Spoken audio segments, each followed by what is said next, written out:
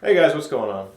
I got here my favorite of these 6 shelves that I built recently.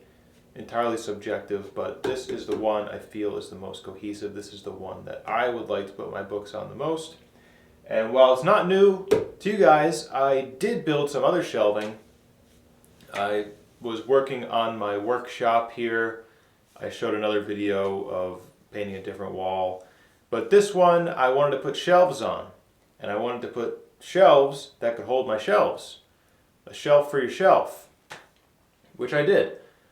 It felt weird to build the shelves like this because they're very awkwardly spaced. I'm building them for a very specific reason. And I'm all about functionality and specifically multifunctionality, as opposed to having a space that can do exactly one thing.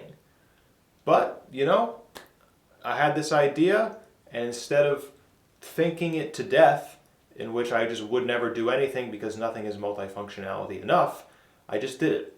I just built these shelves and I put them on there. I needed a good place to take a picture of 6 at once because I'm trying to sell them in batches. And the picture came out pretty good. I'll show it here. I've already actually sold 2 of them just off the Instagram post I did. So that's incredible. I'm so excited about that. I'm so happy that I'm able to build more now. I just hope they keep going. I'm able to build more and show you guys more. I already have ideas for new ones. Very exciting. And also exciting, I am on track for my reading goal. More or less a book a week, and I'm 3 books in and slightly less than 3 weeks into the year. So that's awesome. I'm going to share them with you here, starting from the ones I like the least, the ones I like the most. But luckily this time around, I like them all. So, no DNFs here. Starting off, Kurt Vonnegut, Cat's Cradle. I read Slaughterhouse-Five, masterpiece. I read Breakfast of Champions, so-and-so. I read Welcome to the Monkey House, and like all books of short stories, is a mixed bag. But with Kurt Vonnegut, it doesn't matter. His writing style, to me, is just so smooth and readable. Whatever he's saying, I'll take a listen to it. Cat's Cradle, not quite the masterpiece that Slaughterhouse-Five was, but an awesome book in its own right. Not that the synopsis matters in a Kurt Vonnegut book, but in this one, the main character is trying to write a book about what people were doing when the bomb dropped on Hiroshima. And he finds one of the fathers of the bomb and is trying to interview his family, but his family has gone far and wide. And he finds himself in some remote island. But, all that's irrelevant in a Kurt Vonnegut book. He's got themes of tribalism in here, anti-war.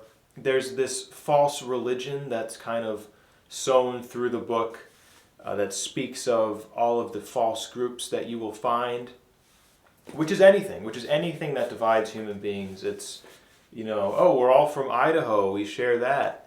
Or we all use the same shampoo, how about that? Or we all read the same books. They're all false groups, it's all tribalism. And, no one's fighting wars over what shampoo you use, but it's the same idea that, when you increase in severity and you increase in hostility, that's the kind of thinking that gets us in places we don't want to be. And because it's so easy to do. You make those connections all the time. But more importantly, the book is about meaning. And like Cat's Cradle here, if you don't know what a cat's cradle is, it's that piece of string that you run through your fingers and somehow it creates this little cradle that you can imagine a kitten sitting in. And to an adult, you do the string and it's a cat's cradle. But to a kid, it's just a piece of string. And that's the idea that all meaning in the world is created by human beings. There's no meaning to anything that human beings don't attribute to it. Which is a terrifying thought, which is nihilism, which I have struggled with, but it's the idea that you have to lie to yourself in this world, in this life, in order to find some kind of happiness. And it's interesting because myself, my brother, and my cousin, we've been talking about this exact kind of thing before I read this book. We were calling it, dupe theory. in that you have to kind of dupe yourself into a lot of things in this world in order not to just get hung up on everything and grow resentment and hatred and alienate yourself from society. And that is kind of the same idea. I mean, meaning is a lie, and that it is a scary thought, but once you come to that realization of nihilism, you can't get away from it, and you have to cope with it.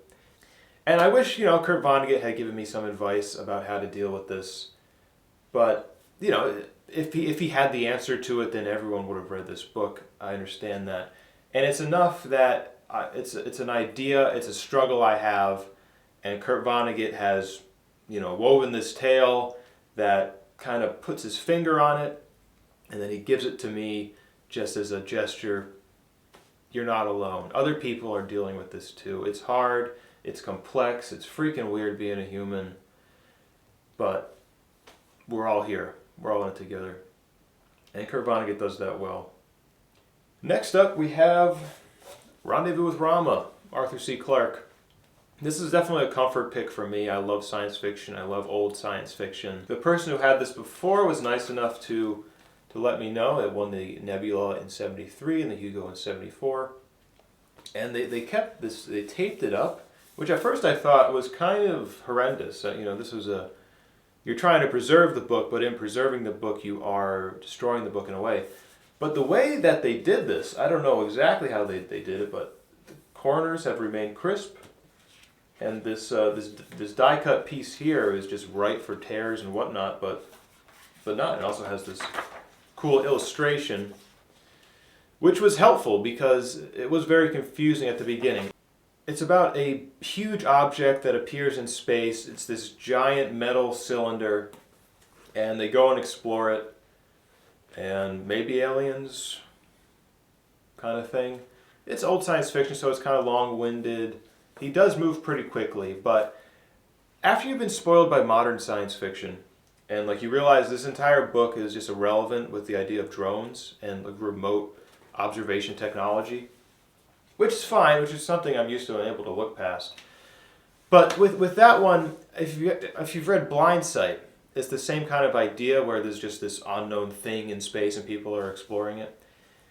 Very similar idea, but in Blindsight, he manages to incorporate this kind of emotional subplot with a lot of depth to it, at the same time as this exploration of this alien thing. Whereas Arthur C. Clarke, it's just like, hey, look at this metal cylinder and weird things happen inside. But again, it's a comfort pick for me.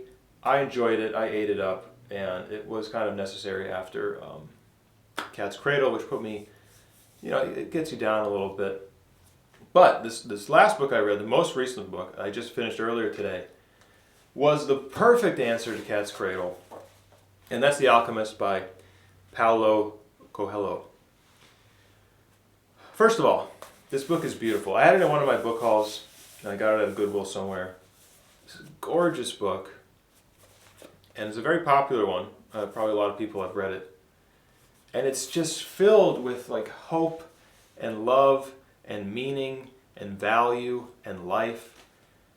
And, at the end of Cat's Cradle, you're thinking well, if all meaning is artificial, if all meaning is just me lying to myself, you can quickly get into a bad spot. But this just tells you that there is meaning out there, and it is worthwhile. It's a beautiful book.